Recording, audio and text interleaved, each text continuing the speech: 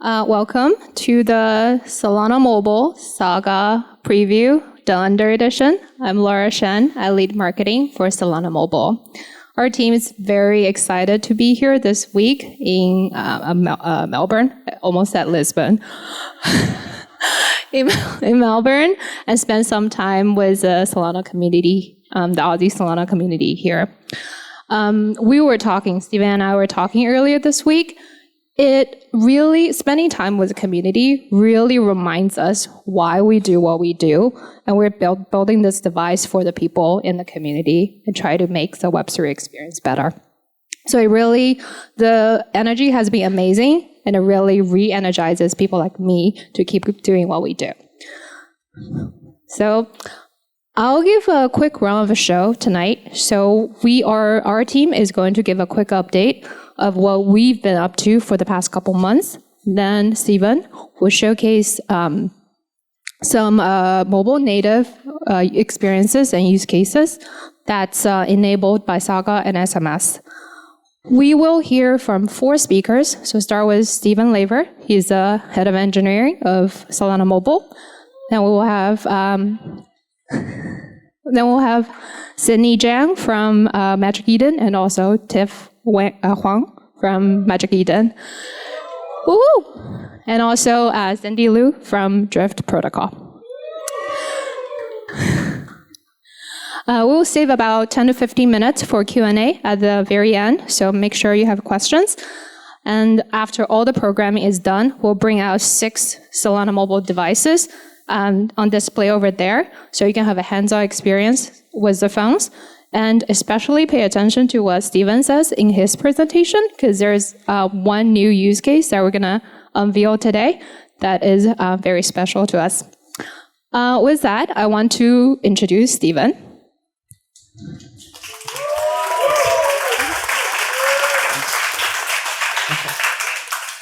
He's the head of engineering for Solana Mobile. He's been working on SMS and Saga for about a year. Exactly 1 year now. Yeah, today's his anniversary. Today is my 1 year Solana-versary. And that, in crypto terms, is about 7 years, right? And that accounts for about a third of his esteemed career working in mobile, starting in BlackBerry, and then most recently finished at Google and Apple. So basically, long story short, if you want someone to work on a mobile device and on a mobile stack, this is the person you want working on it. All right, so I'll leave the floor with you. Awesome. Thank you, Laura. All right. Good evening, everyone. I am thrilled to be here in Melbourne to showcase Saga and SMS for Australia and New Zealand, which we are really happy we were able to add as 2 launch markets for the device. There is an amazing community of builders, developers here for the Solana ecosystem, and being able to not just take advantage of that, but really launch our Saga device that we're so proud of into this market when we release Saga a little bit later this year. I'm thrilled. So let's start off and talk a little bit about Saga. So just a quick recap. In June of last year, which feels like both forever ago and just days ago at the same time, we announced 2 things. Saga, which is our crypto-native Web3 phone that we're building, as well as the Solana mobile stack. And because we like ridiculous acronyms, of course, SMS. So the Saga device, flagship specs, beautiful industrial design. We're really excited to be working with our phone partner, Awesome, who's helping us build what we think is really a flagship device that everyone's going to love. And then on it, it's going to be the first device that launches with the full Solana mobile stack, which is made up of 3 key technologies. Our Seed Vault, which is our solution for secure key custody on mobile devices. The mobile wallet adapter, connecting dApps and wallets together on mobile. And finally, the Solana dApp Store. Finally, a place to land those Web3 first experiences on mobile. And so the first question I always get asked is, when? When Saga? And of course, because this is Melbourne, when Saga Australia? And I actually think the person who tweeted this might even be in the audience here today. So there he is. Perfect. So please excuse the cheesy animation. I couldn't help myself. But I am thrilled to announce that it's early 2023, and this phone is coming. We're putting the final touches on the software now. Still has to be a little bit of manufacturing to do. Actually have to ship a physical product, but I can't wait to put these in people's hands. So you can pre-order yours now at solanamobile.com. And like I mentioned before, one more cheesy graphic. Australia, New Zealand included.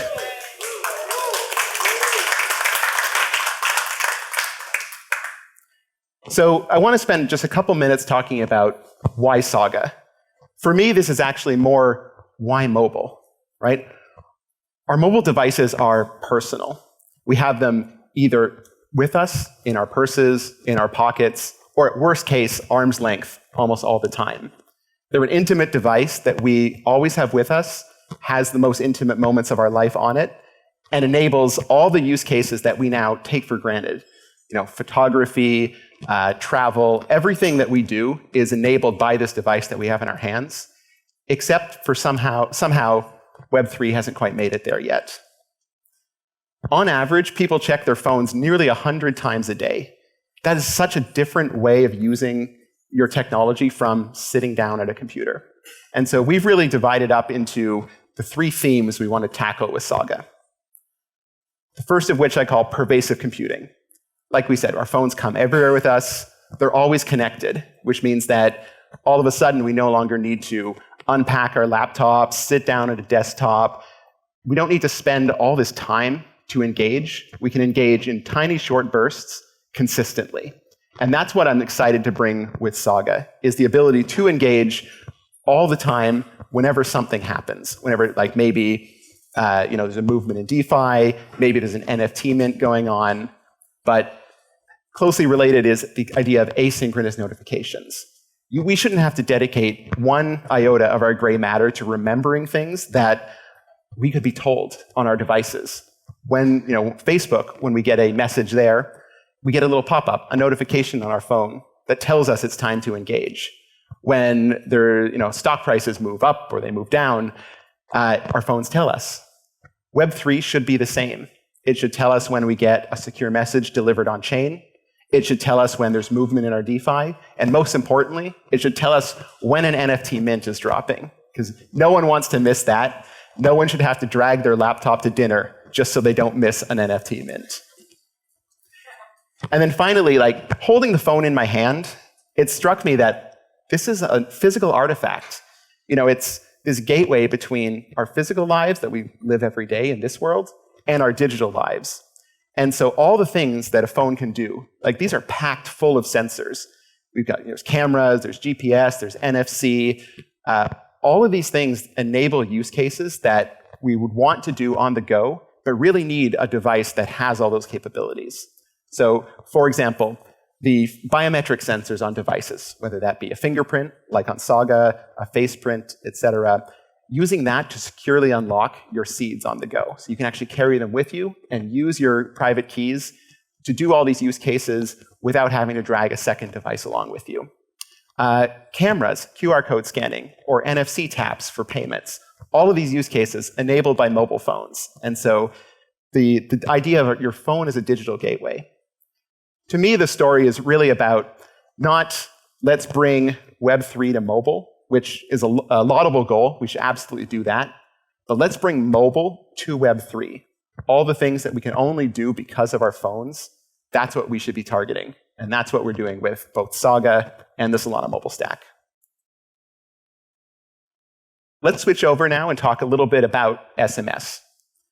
And the first thing I want to talk about is the dApp Store. We're launching our Web3 friendly or Web3 focused way to distribute dApps on mobile devices. So the biggest thing, why are we doing this? It's for the crypto-friendly policies. The existing duopoly of app stores, their policies don't always support, and in some cases actively inhibit, the use cases that we all want to do on our mobile devices. And so Saga gives us a channel that we can load an application store that is Web3 centric and designed for all these use cases. So first of all, it's fee-free. We don't want to get in the way of the business relationships that developers should have with their users. And so the only fees involved are the network transaction fees on Solana. There's no subscription fees. Solana Mobile doesn't take a cut of anything. Also, we want to enable all of these use cases and more. Digital goods, DeFi, gaming, wallets, purchasing NFTs, all of these things that are either made harder or made impossible by the rules of the current app stores.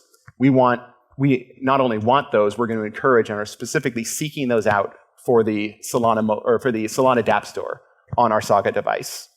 The Google Play Store is also present. There's a huge ecosystem of Android applications, and this phone is not Android different. It's a great Android device plus all of these crypto features. So users do deserve all the protections that they do get from like the Google Play Store, for example.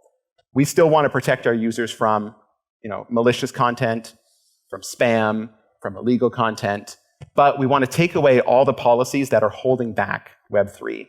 Specifically, the big two are sale of digital goods, some restrictions on what you can do with DeFi, and then also the payments. We want users to have, or developers to have whatever financial relationships they want, whether that be on-chain or off.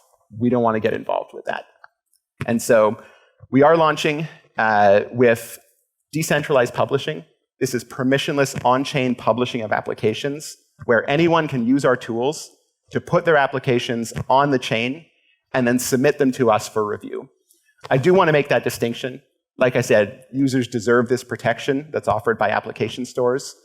But one key difference here is that we're definitely going to be putting our opinion on the Solana mobile store to protect users. But because everything is on-chain, the specifications are open, anyone could go and consume this same application data, which is like screenshots, it's the icons, even the APKs themselves. If they wanted to deliver it differently, they're free to do so. We want to encourage that, but we also want to protect our users. And so that's our vision of the Solana dApp store. Submissions are open now. In fact, they opened up about 3, maybe 4 weeks ago now. So get your dApps ready. If you have a dApp that's either already ready or nearly ready, if you get that submitted by early March, we'll have time to review it and make sure that it can be in the dApp store on day 1. Don't worry though, I know that that's not that many weeks away. Not that I've been counting how many weeks, but still not that many weeks away. Please go ahead and submit. We're not closing. We're going to keep reviewing the applications as rapidly as they come in and keeping our catalog up to date and fresh. So the dApp store the catalog is live. We want your submissions. We want to make this the best place to find Web3 applications. And speaking of Web3 applications, we've talked about the dApp store, but now let's actually talk about building applications themselves. The primary technology in SMS that will enable this is the mobile wallet adapter, which is really all about enabling some of these mobile experiences by connecting wallets and dApps, but with a definitely mobile twist. We designed it from the ground up for mobile. Mobile users, on the desktop, there tends to be just one language. You have JavaScript on the web, where web dApps are developed. On mobile devices, the landscape is much broader. We have native applications, Java and Kotlin. We have cross-platform frameworks like React Native, Dart and Flutter, gaming platforms like Unreal Engine, Unity, for example, and the web platform. And we want to enable all of those. So all of these frameworks that I just listed out are either available now or in development with the mobile wallet adapter. So it's live today on any Android device, not just Saga. Everything I just said is built on open technologies. Web dApps, there's a bunch live. If you use wallet adapter in your applications, it's probably live now. You might even be surprised if you just test it with Phantom or Soulflare on a mobile device. You'll probably see an Android system disambiguation dialog pop up from the bottom, and you can actually choose your wallets and see it working live on a mobile device. So I am thrilled for this. This is going to be the thing that enables crypto and Web3 on mobile devices. I'd love to say it's launching first with Saga, but even better, it's already live. You can use it today. So rather than talk about it, I'd actually rather show you. So this is an application that my team has developed called Minty Fresh. And it really started off from a conversation of what can phones do? Well, they're there. They're all the themes I talked about before, pervasive computing, asynchronous notifications. But what can it do for a user? Why can't I mint an NFT, make a memory, and put it on chain in just seconds? And so we've built Minty Fresh. I'd love to show it to you. So here we're going to launch Minty Fresh, pick a photo from our awesome collection. We'll just go ahead and give it a title. We'll fill out a description for it. And then as soon as we hit the mint button, we launch right into the wallet. That was mobile wallet adapter. We're going to sign a message here, upload the file to IPFS. We're going to actually sign the mint transaction itself. If you look carefully, you would have seen our seed vault in there. And there we go. That's it. We've minted. It's on chain. In a second here, you can see it come up live. There we go. We'll tap on that. Here's the details. And you can, of course, see it in Minty Fresh, but you can also go straight to Solflare. We're going to jump over to our collectibles tab and just give it 1 second to load. There it is. That was minting from scratch all the way to on-chain.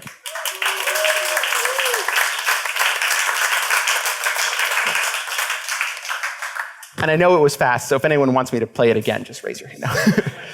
And actually, I'm going to, if I could, I'm going to take a quick photo here, because right after this, people can find me over there. I'm going to mint a photo live of this gathering. So I'm yeah, everyone smile and wave. Take a few just to make sure at least one of them comes out great.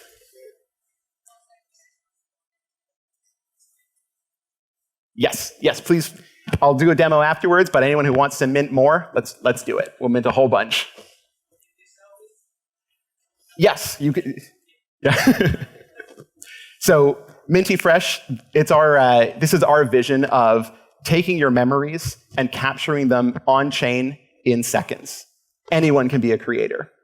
We've open sourced this. We think this is such a great example of the user experience of what dApps and what how people should use mobile for Web3. That we hit the button earlier today. My colleague Ankur officially hit the make public button. It's on our GitHub now, and we're going to have a consumer-ready version of this exclusively available in the Solana dApp store at launch. So I want to see all kinds of photos. I want to see as creative as people can be. Mint away. I'm looking forward to seeing what everyone does with Minty Fresh.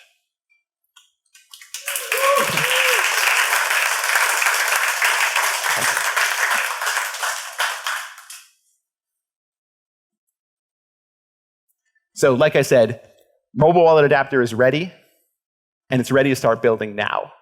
LFG. Awesome.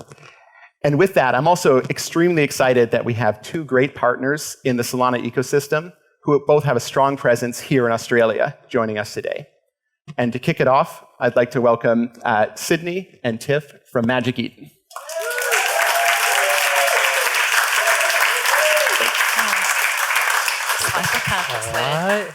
They say we should have worn like black turtlenecks and like. Anyway, hope everyone's doing well. You want to introduce yourself quickly? Yeah. So my name's Sydney. I'm one of the co-founders and CTO of Magic Eden. Melbourne raised, not born, but Melbourne raised, and grew up in Glen Waverley here. If anyone's from Glen Waverley, no one. And really happy to be here today, and yeah. Cool. I lead marketing at Magic Eden, and we have a bunch of other Magic Eden people floating around. So feel free to come and say hi. There's probably like 10 of us here. Anyway, so we'll probably whip through these slides pretty quickly. Little formatting. It's fine. Whatever. So I guess, you want to introduce us and go through? Yeah, sure. Yeah. So who are we? So Magic Eden, we're the largest dApp on Solana, and we are probably one of the largest dApps in the world, if not the largest, will be the second largest.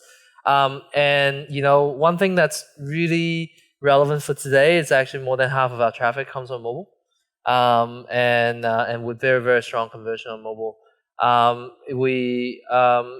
we mobile has always been like, I would say like a channel that has been really, really important for us. Like we believe that like the future NFT and the future of like consumer experiences, on crypto is clearly going to be mobile.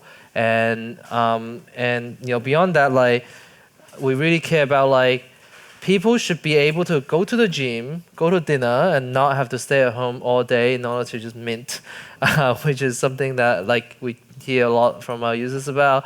Lastly, a secure Web3 friendly ecosystem for both creators and collectors alike, which actually is not necessarily true today on mobile. Yeah. Cool. So I think we're really proud of the progress that we've been able to make over the last year and a half. So if there's really one word I think that really summarizes Magic Eden, it's definitely engagement. So we're the largest app on Solana. We've minted a ton of over nearly 2 million NFTs to date, have over 1.5 million daily user sessions. And then a couple of my favorite stats, the average user session on Magic Eden is actually 15 minutes. The average user session on TikTok is actually less than 11 minutes. And so people are like looking at Magic Eden, and I think a lot of the reasons behind this really long user session is actually due to Solana and the scalability of the chain, as well as just like how quick the market moves, right? Because of how affordable the NFTs are.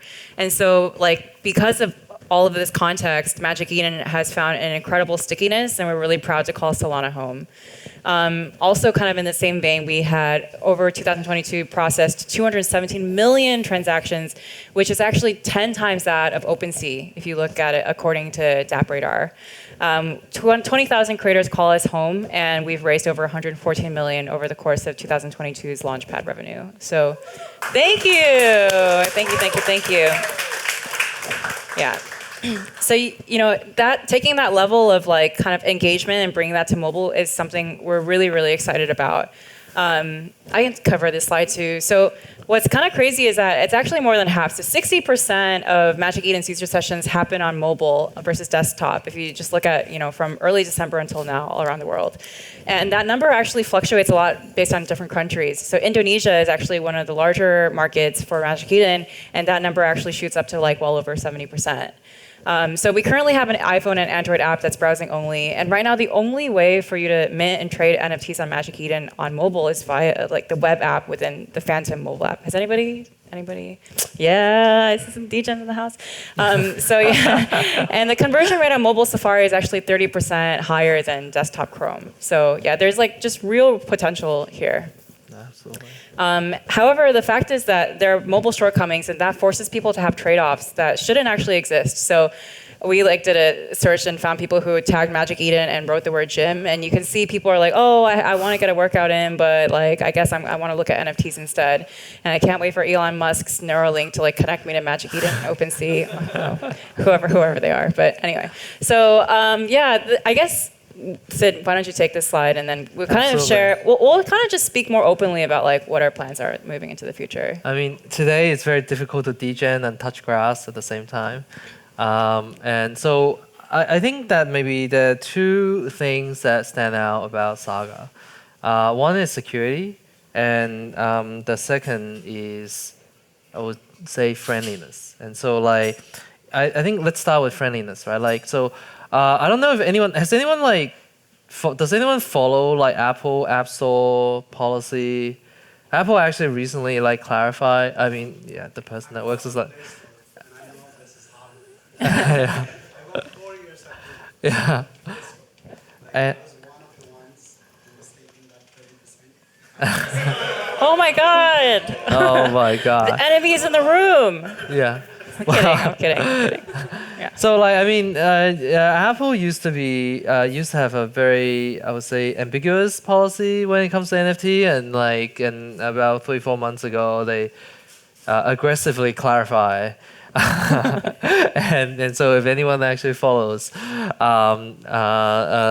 policies, then you know, and that basically kind of definitively kind of it's very definitive now. And the other thing is that the 30% fee, it applies to all the primary transactions, which is minting, and but it also applies to all secondary transactions, including like P2P trading. So like if I bought something from, let's say I minted an NFT on an app published in the Apple App Store, I pay 30% of that, and when I sell it and someone buys it, then that's another 30%. And of course, like you can only go through in-app purchase, which means that you can't even pay through crypto. You have to pay through credit card, which then the platform then somehow transforms credit card into a Solana transaction, give the NFT to you, and then 30% of that goes to Apple, which is like completely unworkable. I think that the other thing that's beyond that, we certainly have a lot of friends who build wallets, and I think one thing that really stands out about Saga being like extremely crypto forward is like the way that seed vault works. So on Apple as well as all Android devices, like yes, like you can store the keys inside secure enclave, but it's like accessible by the operating system. It's accessible by the app. I don't know if you guys remember like the wallet exploit of earlier this year where everybody was freaked out, and that's actually when you have a bug in the app. If you have a supply chain attack in the app, in the wallet app, that can happen. But on something like Saga, it's actually impossible to get hacked in like it's just like entire class of like the most severe attack vectors is just completely not there anymore. And that has immense implications for app developers because no app developers want to actually touch the key. And now that Saga handles that for the app developer can just focus building the app and not have to worry about key leak risk, which will end the company overnight. So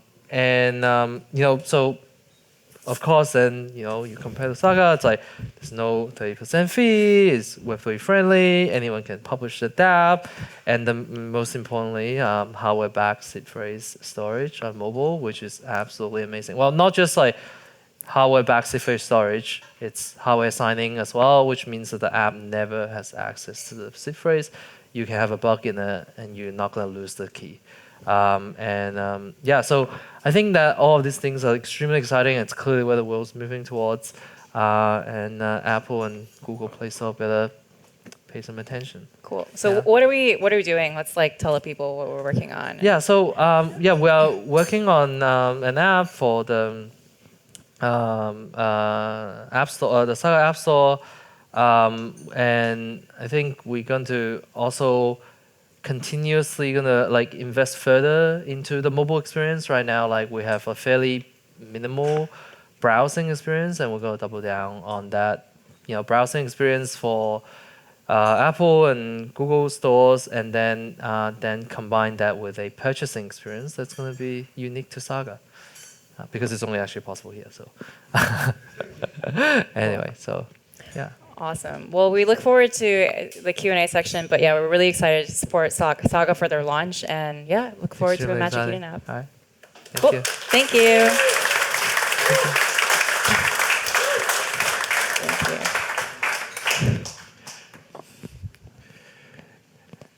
Thank you, Sid. Thank you, Tiff.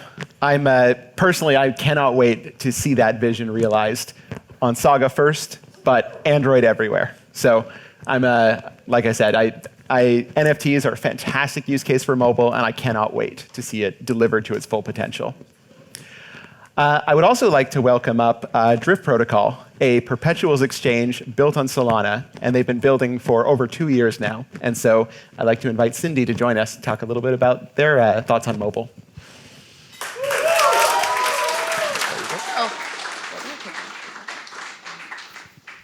Hello, everyone. It's nice to be here today. It's my first time in Melbourne, even though half of our team is from here. So I want to give a quick shout out before we start to all the drifties out here.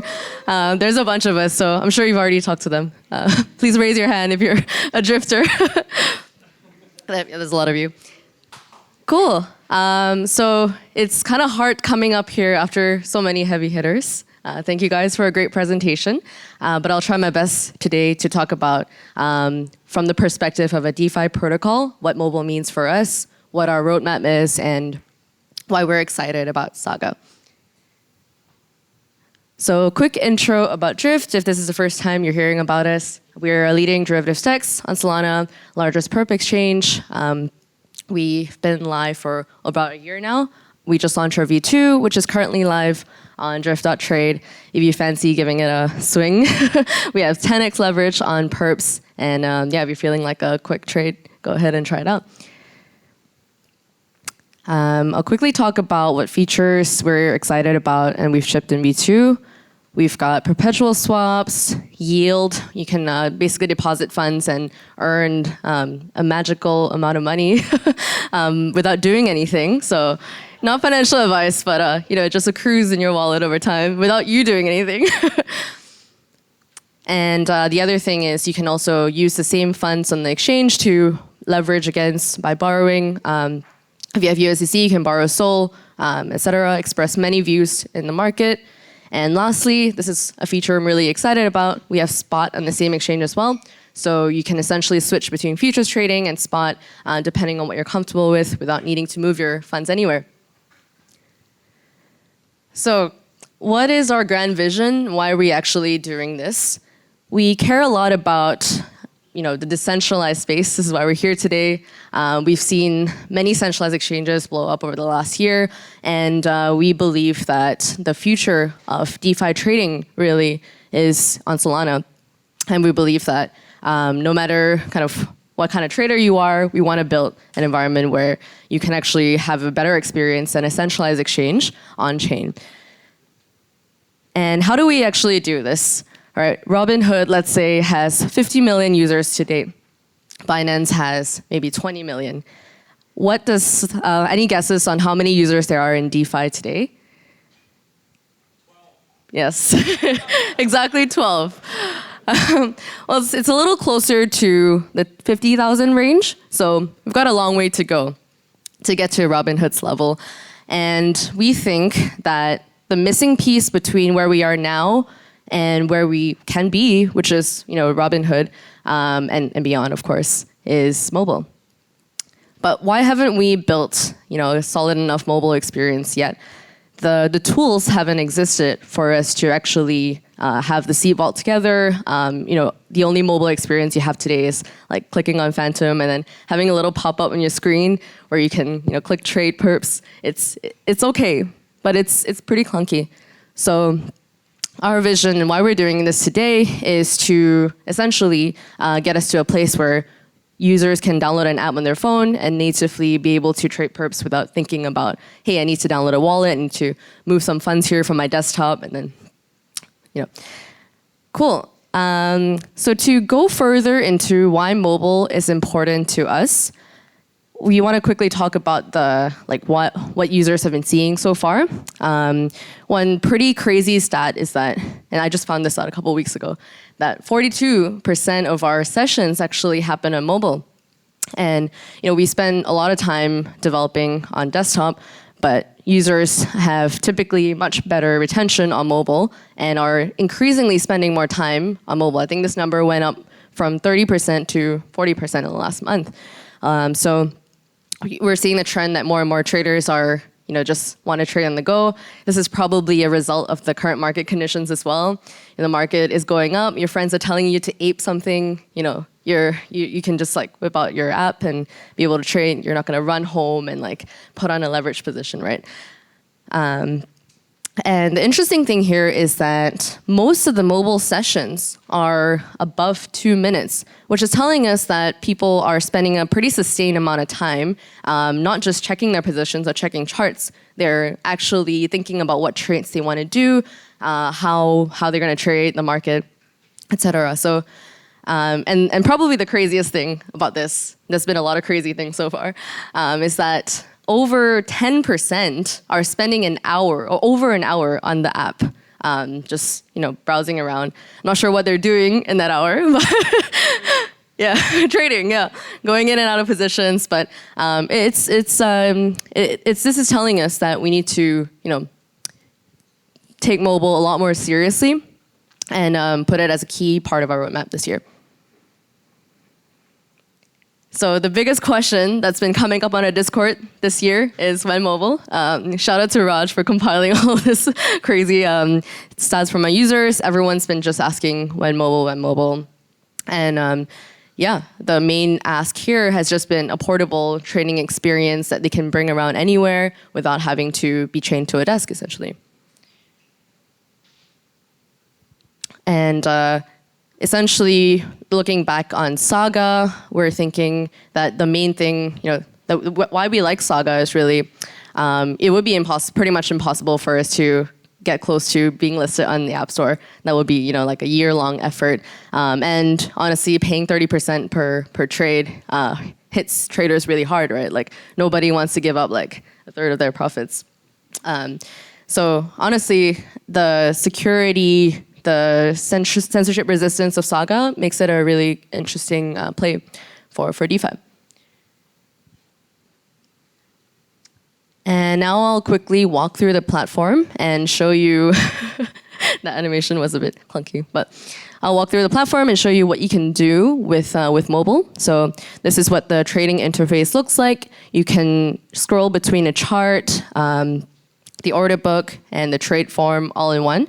So it makes it really easy for you to kind of get a sense of what the market's feeling. Is everyone going long or short? And then take a trade. And this is the feature that we're really excited about as well. A lot of people take trades on desktop, leave the desktop, and then come on mobile, and then see how their position is doing.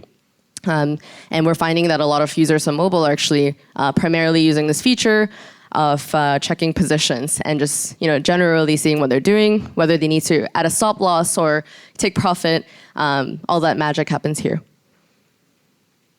And that again with the magical yield, now you can have that on your phone without needing to sign in on your Chrome. You can essentially deposit funds and earn yield straight away on your mobile app. So just a quick recap of everything and what our plans are. We have a prototype of mobile live right now. You can test it out on Phantom, go on app.drift.trade, and that's more of a clunky version that we have. It still works, and it works great. But our strategy moving forward and where we want to be is essentially having a native mobile app directly live on Saga. And we're really looking forward to seeing that play out this year. This is coming out really soon, so we're working very hard to make that a reality for every DGen out there. This is a great tagline, by the way.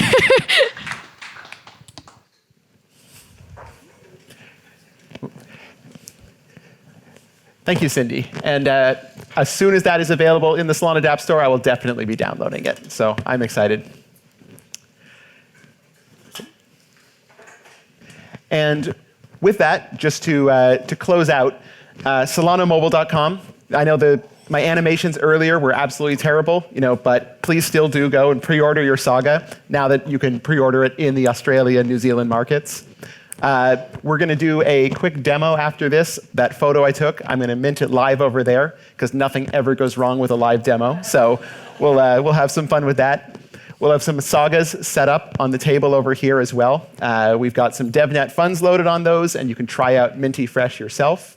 And yeah, we'll be a couple members from my team as well. We have Ankur and Laura, and we'll be mingling. Please come find us, ask us some questions. We're happy to talk about Saga and SMS. But before we get into that, we are going to do a little bit of Q&A as well. And so I'd like to invite my co-presenters back to the stage, and we're happy to take some questions. Thank you.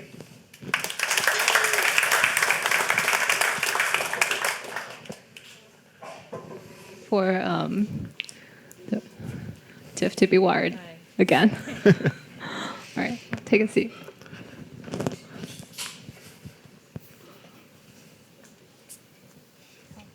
I'll sit in the middle then. All right, okay, so I'll just get started with one question. So while everybody think about their questions, and this is more of a personal and selfish question I wanted to pose to all three of you. So other than the things that you guys currently work on for your job, what other mobile Web3 dApps that you want to see built that will make your life better? Well, I think during the Hacker House, probably made my first Solana Pay transaction at the coffee stand. I thought that was really, really fun. And I was like, okay, I can probably just go around without my credit card then. That's probably an over-exaggeration, but I'm really looking forward to it getting more adopted. Nice. And then, Steven? Well, up until I showed that video, I would have said I want to be able to mint in like 10 seconds from my phone. But now that we can do that and it's a reality, I'm actually very much in line with that. But the NFC, I want to take my phone and I want to tap it on things and I want to hear it go beep because the beep is very satisfying. And after it goes beep, I want it to come right off the chain. So that's my vision. Beep, done. Nice. And then, Tiff? Yeah, I'm pretty interested in content and social interactions that are tracked back to the wallet as opposed to like a Web2 identity. And so, like, for example, I'm a huge fan of Dialect and feel like, you know, those types of apps where you, with the benefit of having a wallet, you can actually do transactions via a more social way instead of like having to go to a website to trade. I guess I'm still talking about NFTs. Sorry, I'm not supposed to do that. But yeah, I guess having your identity and the wallet ID and having social applications based off of that would be cool. Yeah. Also really cool. Awesome. And Laura, what would be yours? That was also, the minting cam was my longest request for our dev team, and they finally got on it.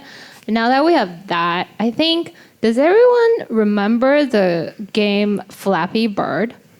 Woo! So I want a Flappy Bird version, on-chain version of Flappy Bird, and utilizes all the sensors that's on the phone. Because right now, without a phone, it's not something you can do, right? So I want someone to build a game on-chain that fully utilizes the sensors of the phone and make it really fun and engaging.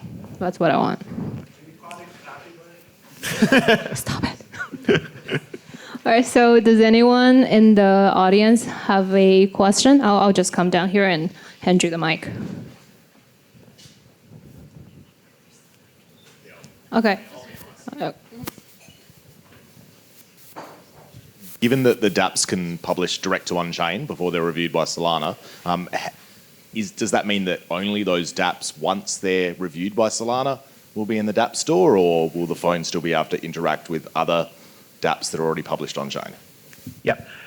So we've divided the creation of our dApp store into publishing, which is permissionless, open specifications on GitHub right now. You can go read all about those, and our curation process, where once the dApps are minted, the address is submitted to us, and we'll go through a review process. So the Solana dApp store, we take protecting users extremely seriously. Like for many of these applications, we're talking about users' finances. And so the dApp store itself will only consist of curated content. But it's an open phone. We want to encourage the fact that this is an Android device. It isn't the iOS where everything is a lockdown walled garden. So we don't take away anything from Android, and we do encourage users or developers to build out these differentiated experiences, like a dApp store that might have slightly different policies, maybe a little bit more bleeding edge, or more types of experiences, and distribute those for the phone. I think it's the perfect place for it.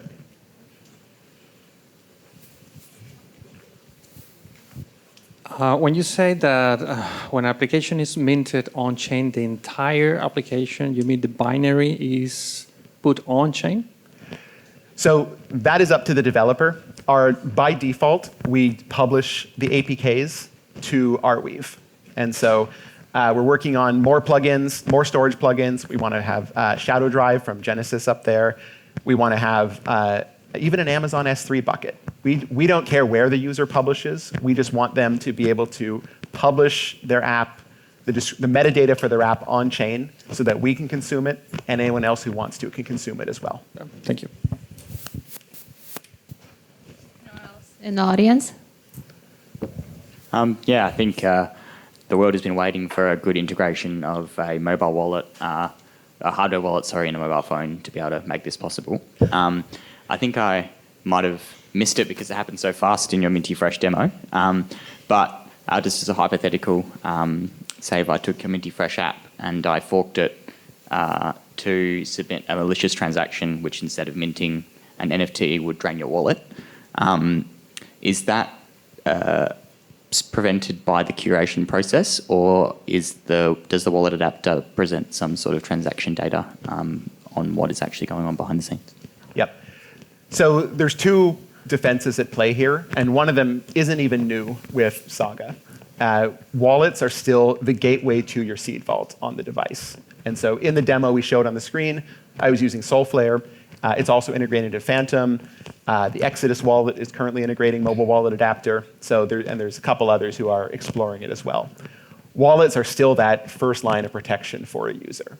Just like when you connect to a wallet on your desktop browser, you get transaction simulation results or some other kind of introspection into it, you'll still get the same thing on Saga. The addition on Saga of Seed Vault is protecting the keys itself. It's the boring custody layer that lives kind of even below the wallets. The other side of that, yes, you mentioned curation. We will absolutely be on the lookout for malicious use cases and checking applications to the greatest extent possible to make sure our catalog is safe. Am I going to be able to use an external hardware wallet with Saga? So the wallet applications are still the user's front end. They're how users are still going to experience their assets on the device, experience their accounts. And so we would never take a position with this phone where you couldn't have other ways of custodying available to you. So we've built Seed Vault, which we think is an amazing balance of the usability combined with the security. But if you want to use a ledger, pick a wallet from the dApp store, install it, and if it supports Ledger, you can absolutely do that. I want to ask the next question to both of you. So both of you, your projects are working on the dApp for the Solana dApp store. How do you see going mobile as a competitive advantage for your respective businesses? That's a great question. And I think that given kind of the state of DeFi on other chains, and if you look at other chains, there's nowhere close to a mobile experience at all, right? So being mobile native and mobile first actually gives us a huge advantage over players who don't have this ability to build out a native mobile app. I think getting there faster enables us to access a different class of users that a pure desktop-only app wouldn't. So we're really excited about that particular piece. Yeah, I think it's just, for us, it's way more user acquisition, because I think right now NFTs require a lot of emotional and time investment, and you just can't, you have to make real lifestyle sacrifices. I think for us to go mobile means we get to address markets outside of the US and Australia. We get to tap into a lot of markets that are actually just mobile first to begin with. We get to also acquire users who are maybe not as tech savvy and just want to have a mobile first experience. And I think we get to grow our services both across secondaries and primaries exponentially, because people will just be able to mint on the fly, or maybe minting itself will not be this big thing. On Magic Eden right now we have a launch pad and we carefully curate every collection, but the barrier to create can go down exponentially, so that there can just be more creation period on Magic Eden and different types of creator products, some of which can be only mobile. So yeah, and then on secondaries, it'll just be way easier to transact on NFTs. So yeah, just way higher conversion rates and way more user acquisition. And no 30% fees, right? Yeah. So we're going to take more audience questions, if you have any.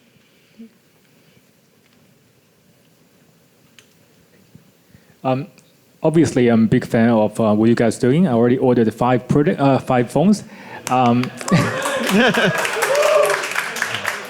Can you give us a non-financial advice, of price prediction of the, Saga phone? What's the future floor price going to be? How can you make it more like newbie friendly?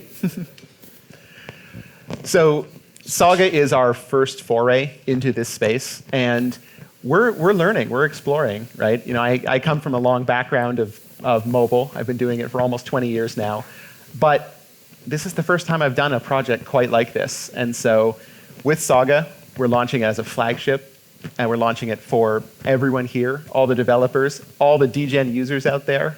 We want people to love this phone. We'll see where this takes us next. This first device is 1,000 USDC. It's certainly on the the higher end of phone prices, but it also comes with really high-end specs. It has 12 gigs of RAM, 512 gigs of flash. It's a 6.67-inch OLED display. Like, these are top-of-the-line specs that come along with it. We'll be keenly watching where the interest lies and make some decisions from there.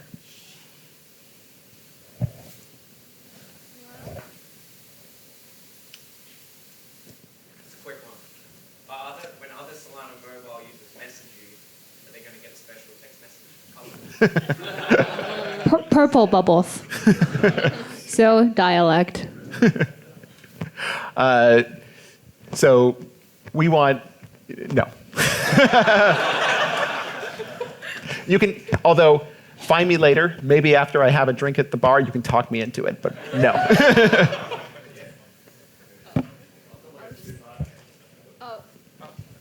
I've got like a two-part question. So part one, as this is a Gen 1 device, what do you guys see as your total obtainable market for the device? So we can try and gauge what our kind of user base might be. And part two would be, what's Solana Mobile doing to help mitigate the financial risks to companies building on the ecosystem and to incentivize that?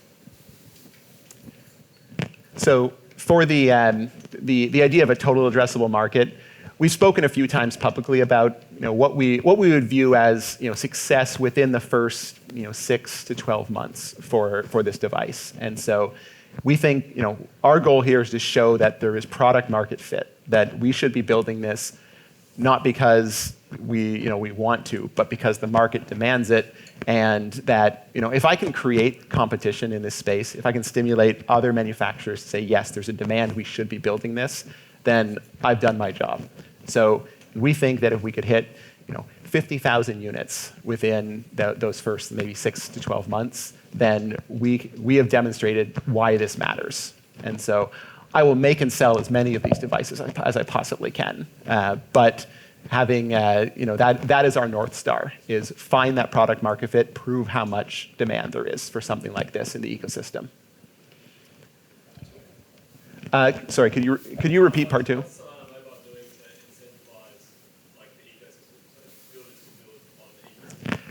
I'm glad you asked that. I completely forgot to mention it at the end of the presentation. We have a Solana Mobile grant program. And so you can go to solanamobile.com. There's a link in the upper right corner for grant, and you just fill out a few basic details about what you want to build. And it can be whether it's an open source project, whether it's a public good like SDKs or infrastructure, or a novel use case, bringing some of these SMS-specific features in a way that doesn't yet exist in our dApp store. We want your submissions for that. So fill that out, send it in. Myself and a team of my colleagues review those grant submissions. We'll take one more question, because the phones are already sitting out there. I know you guys can all want to take a look. So you will be the last question. Okay, will Saga run validator software in the future? So validator software on mobile devices is a super interesting use case because it goes directly against one of the core principles of mobile, which is preserve the battery life. First and foremost, this is not a second phone. We don't want people to have an iPhone in their pocket and Saga. This is the only phone I carry, and the intention of what we're building is this is a great phone, full stop, amazing Android device, and it just does the things that would be unique to Saga now, but hopefully in the future won't be unique anymore. All phones will do these things. It's an open platform. Anyone could just build the validator software and deploy it to their Android device, but they would be taking on the burden of that, which is compute, RAM, and ultimately the battery life consumption of it. So please create that use case. We'd love to have that brought to the dApp store. But directly running a validator like out of the box on the phone is not one of the target use cases that we're targeting with Saga. Well, thank you, everyone. So for the rest of the evening, Steven's going to be here minting that photo that we just took earlier. We might, if he's in the mood, he might take a couple more selfies with everybody, and we'll mint them on chain. And we'll on our Twitter, we'll publish the soul scan later. And then we also have devices. The devices are loaded with a Minty Fresh APK. It's on DevNet, so you can test the app, but they just won't stay on Solana mainnet. But you can test out the experience and the use case. Right. Thank you, everybody. And I want to especially thank our partners, Drift and Magic Eden, for joining us here today. Perfect. And thank you, everyone, for joining us today as well.